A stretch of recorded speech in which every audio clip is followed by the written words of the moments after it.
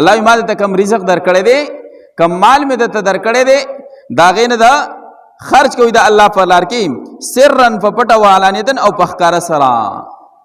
الله په پټه باندې مال خرج کوا په ښکاره باندې مال خرج کوا په پټه باندې صدقه کوا په ښکاره باندې صدقه کوا حالات او نوعیت ته ګورا که پزړه کې دی ریا او خوده ناراضي نو بیا په پټه باندې صدقه ورکه بیا په پټه صدقه بهتر ده او که زړه کې دی ریا او خوده ناراضي نو بیا په ښکاره باندې صدقه بهتر ده چې د نورو لپاره سبق وګرځيږي او کنا فرضی چې دی هغه زکات دی واجب زکات دی واجب چې دی هغه صدقه ده په ځان دی لازم کړي نظر دی منلې نو هغه بیا په ښکاره ورکو چې خلک ویني خلک د نه عبرت حاصل کی چې نور څوک زکات نه ورکي چې هغه زکات ورکي او کنه داسې نفلی چې دی صدقه ورکي نو بیا په پټه باندې صدقه ورکا لکه حدیث مبارک کې راځي چې داسې په پټه باندې صدقه ورکه چې یو لاس نه بل لاس خبر نشي او چې په ښکاره باندې صدقه ورکي او بیا دغه صدقه د ریا او د خودنې د پاره کوي نو داغي د الله په نسبت باندې د هیڅ حیثیت نشته دی حدیث مبارک کې راځي ک د ریا او د خودنې د پاره یو کس چې د احد د غر برابر سره زر سپین زر صدقه کی نو دته سپیده ملاوي دل خو لوی خبره ده الټا په دې رانی ولکیږي الله به تاسو کې ما خو لدمره مال درکړو غادي څنګه خرج کړی دی نو خو د الله د رضا لپاره نه دی خرج کړی خودنې د لپاره او بل حدیث مبارک کی راځي کم کس د خودنې د لپاره ریا او خودنې دکلاوي د لپاره مال خرج کړي نو قیامت کې چې کله الله جل شانو ته مخامخ شینو الله جل شانو به ته فرمایي دغه مال چې د چا د لپاره صدقه کړو لاړ شه دغه نه ثواب وغواړه سما د لپاره دې نه دی ور کړی او دویم دا چې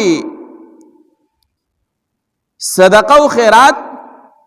په خپل هم ورکول شي لکه سړی د ځان د لپاره کوي په ژوندانه باندې یو سړی ژوند دی او د خپل ځان د لپاره د اهل او عیال د لپاره د بچو د لپاره صدقه او خیرات کې دمخه خبره ده ځکه چې په خپل ژوند باندې 1 روپۍ د صدقه کوي د مرګ نه وروسته کو بیا پسې 100 روپۍ چې دی ورکوي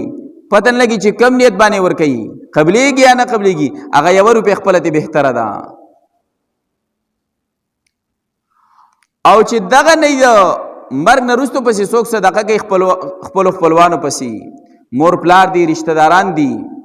د ایصال ثواب په نیت باندې نو دغه ایصال ثواب چې دا مرده ته رسی